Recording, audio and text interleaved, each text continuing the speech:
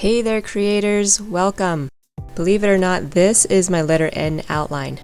It doesn't look like much, but I plan to finish it with flourishy lines at the end, like what I did with the crossbar of my letter A. After I finished making the outline, I thought, wouldn't it be cool to have a blue background inside of it? So I'm trying to retrofit some blue cardstock. The reason I wanted a dark blue background is because I thought I'd try something new, something that would look good with dark blue. And today's new thing is what I'm calling Ghetto Gild. Have you seen those paper strips that have a golden edge? They look like regular colored strips, but the edges have been pressed with gold. They look super pretty, and if you've ever done an internet search for quill jewelry, you've probably seen Anne Martin's awesome earrings that use these gilded strips. My less professional method is a ghetto knockoff that could also be called the use what you got method. Like maybe you have a metallic gold paint pen or gold ink pad. Well, I happen to have nail polish. I've owned this bottle for years, but I did look it up and it's still being sold. I'm wiping a lot of the nail polish off the brush to reduce drips and globs. And because it's such a very skinny area to paint, I'm using the side, not the tip of the brush. Just a little easier that way. Alright, let's take a look. It's working! Yay! I'm going to continue painting the whole length, then flip it over and do the other edge too. That way the strip is totally reversible and I don't have to think too hard about curling things in the right direction. Swirl! It's very doable. I've stacked 5 strips, including my gilded one, and put a dab of glue between each one to glue the ends together. Then grip that end with tweezers and wrap the stack around.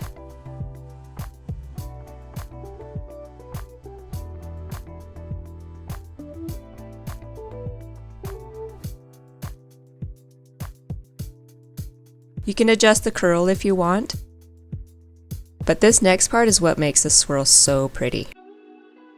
Hold the sides of the papers with one hand, and with your other hand, tug on the tails to space the strips apart at the curve.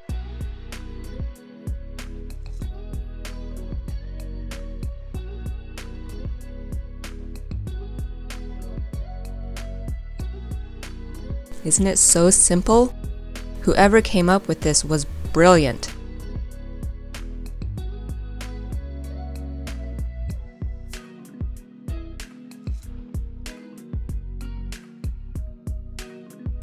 When you have it how you want, you trim the ends and glue them together.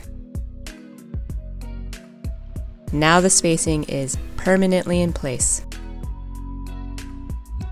See that thin layer of glue on my tray? That's going to help me get an even amount of glue all over the bottom of the swirl, all at once. And make sure to put glue on the end and side where it will touch the outline.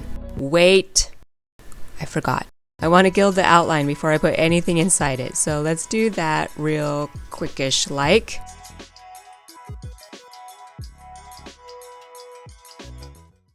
Now we can glue the swirl down.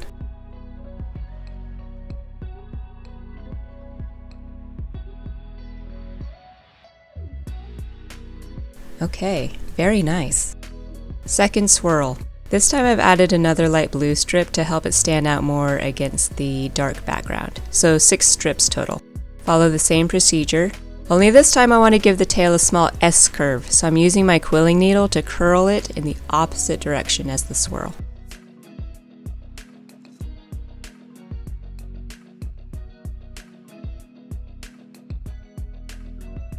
Loose coil. So loose coils are very basic, but I've decided to complicate things by using 2 strips and my straight pin to curl them so that the center is tighter without a kink.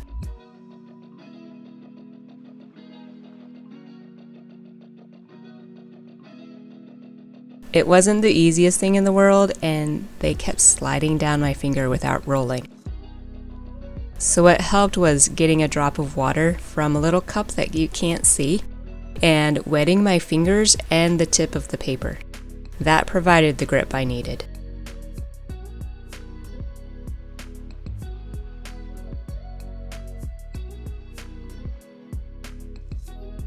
Once you get it rolled up, you can snip the ends so they're even.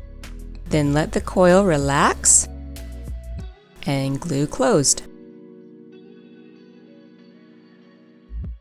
I recently got a crimper and we are totally working that into this project. Pronto! With a golden strip, of course, why not? Feeding it through the small crimp side.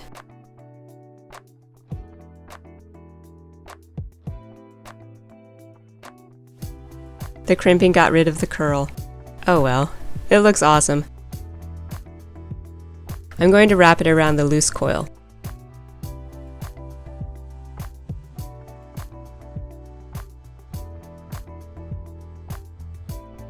Very cool. This is a teardrop outline, or a loop, or maybe some other name that's more correct. Whatever it is, it's easy. Curl the end of a strip with a quilling needle, put glue on the tip, and bend it to touch the strip. And once it's sticking, you can cut off the extra. Now I'm making a slightly smaller one to glue inside the first one. Before I can figure out where to put these, I'm going to add a third swirl. And then I thought the loose coil was too similar in size to the swirls, so I'm shrinking it down. Not a big deal. Cut off some of the loose coil.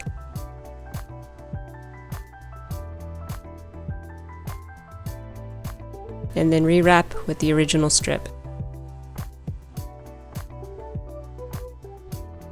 And actually, I've got some left over from earlier, so let's go gangbusters and use that up. I mean, this is the only crimping, so we should make it noticeable. Oh my gosh, I love it. Ready to glue down now.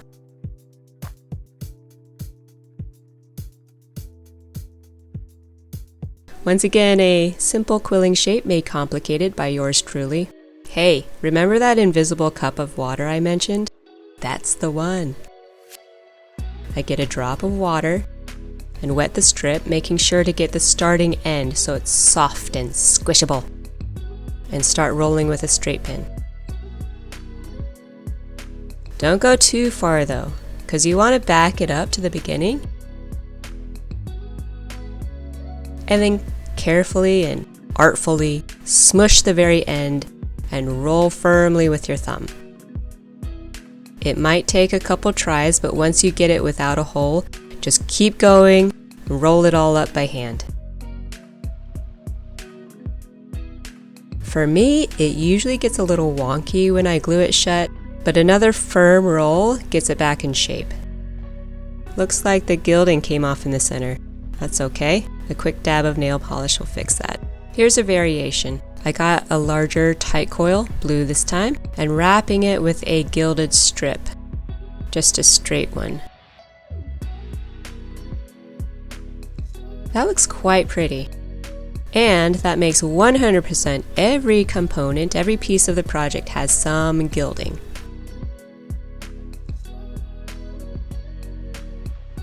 And finally, it's time to make this N look like an N. And I'm too nervous to do it by eyeball alone, so I'm using my light box and my design sketch to help with placement. The first strip is pretty easy, mostly straight with a loop at the top. Not sure of the best way to glue down, but I'm going with the easy straight part first. And then to glue the loop, I smear some glue on the corner of a scrap piece of paper and slide it under the strip and press it down on the glue. Then I add some glue to the end, place the end where I want it first, then press the rest of the loop down. Clean any glue globbies and then on to the next part. The other leg of the N is probably the fanciest part, with a flourish at the top and a flourish at the bottom. I'm rolling it around the handle of my quilling needle to get that tighter curve at the top.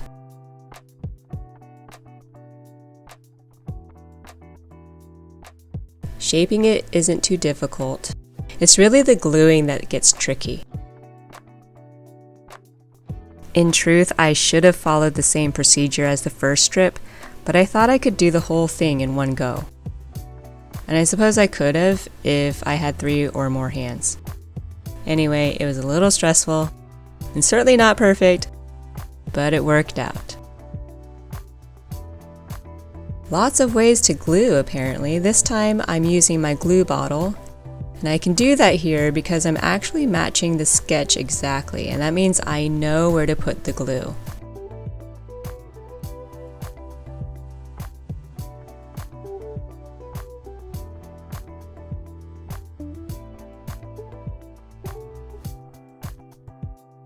Man, after all that, these smaller pieces feel like a cinch to glue down. I can do the rest of the flourish without the light box. I'm mainly just beefing it up in certain places, widening out some curves and such.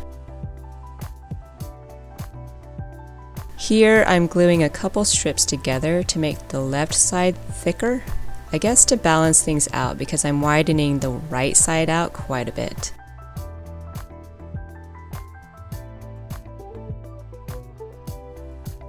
Ready to gild. The nice thing about this method, besides being free because I'm using what I already have, is that I can give a golden edge to any strip and any part of the project. It's not pro, but the gold shimmer is really surprisingly beautiful, especially in the sunlight, which we'll see right now in the final close-ups.